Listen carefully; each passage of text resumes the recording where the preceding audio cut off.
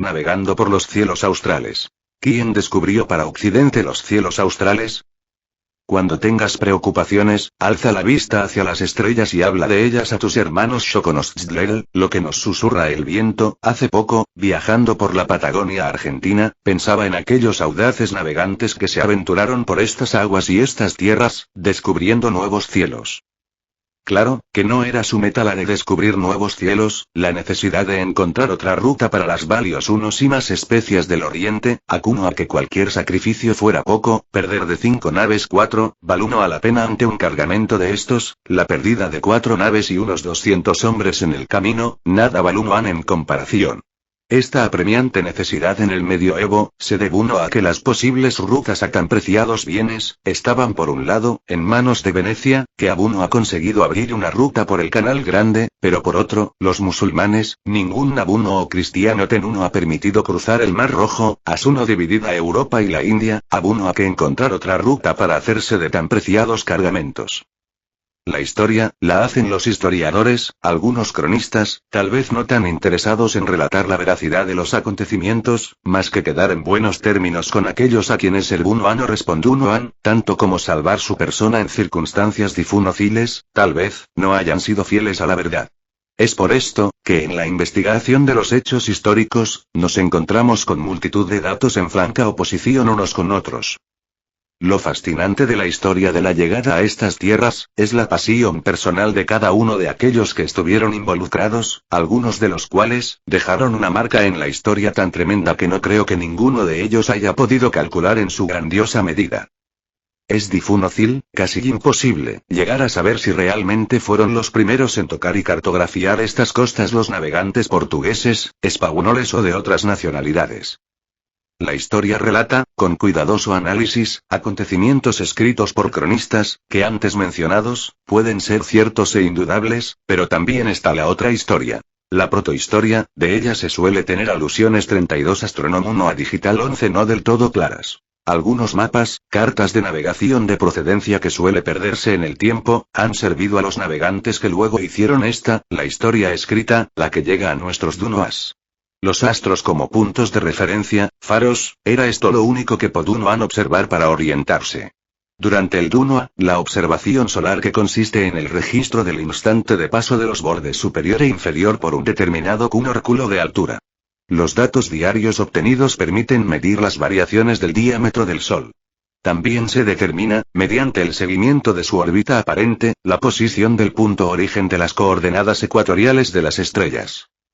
Esta extraordinaria pasión de explorar costas desconocidas se dificulta al no poder las embarcaciones seguir rutas reconocidas. Explorar regiones incógnitas, hace que un buen descubridor deba transmitir a los demás sus hallazgos, y debe fijar las posiciones absolutas, no las posiciones relativas a la última costa o puerto de recalada. Para ello hay que observar el rumbo y calcular bien la velocidad, es por esto, que en estas épocas de navegación astronómica se podían calcular las coordenadas, la longitud y la latitud, en alta mar mediante la observación del Sol o de las estrellas, siendo absolutamente preciso, un verdadero y profundo conocimiento de la astronomía. La latitud se podía calcular con cierta facilidad utilizando sencillos instrumentos de cálculo, pero no asumo la longitud, que es la referencia al meridiano en el que se encuentra la nave.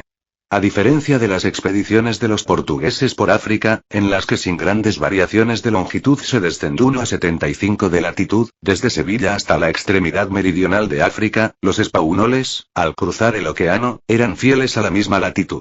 Avanzan grados de longitud, que eran difíciles de calcular.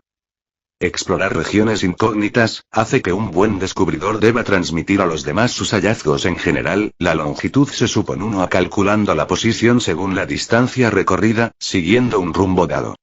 Para ello se calculaba la velocidad según la experiencia y respecto a la estela que deja el nabuno o sobre la superficie del mar, o calculándolo respecto a hierbas u otros objetos flotantes.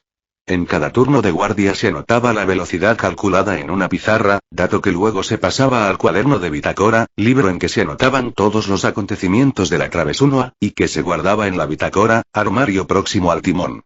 Con buenos vientos, esos cálculos podían resultar aproximados, pero si a vientos contrarios todo era puro azar. Los marineros se guiaban por su instinto. Normalmente iban en dirección norte o dirección sur hasta alcanzar la latitud deseada. Entonces se dirigían, sin más preocupación, hacia el este o el oeste hasta tocar la primera tierra. Ahora bien, si no se encontraban con maderas, hierbas, etc., flotando o ballenas que daban la idea de estar cerca de tierra firme, claro, las cosas se complicaban mucho, sobre todo, si pasan no solamente semanas, sino, muchos meses. Fernández de Quirós, 1560-1616, dice en uno de sus escritos. 1. Anotar los vientos y mudanzas de los aguaceros, corrientes, pájaros, cardumes de peces y otras segunales que son de tierra, y el paraje donde topare con ellas. 2. Al salir y poner el sol y más veces si le pareciese convenir, hacer subir a los topes a 2 hombres para explorar la mar a todas partes del horizonte. 3. Si navegaré con mar y viento y se hallaré de golpe sin los 2, si fuere de noche, reparo y sonda y buena guardia, porque suele ser por interposición de tierra cercana. 4. Si estando el cielo claro el sol, luna y estrellas salieren, o se pusiesen más altas que el horizonte, por ser segunal cierta de tierra, si fuere de noche reparo y sonda y deduno a demandarla. El procedimiento clásico para orientarse en alta mar, y la uno de los marineros, era la estrella polar, que indica el norte. Como su altitud, es decir, el ángulo con que aparece en el horizonte, disminuye conforme se avanza hacia el sur, según a la latitud. Al navegar en dirección este-oeste puede uno a mantenerse también un curso recto y corregir errores de brújula manteniendo la latitud polar constante.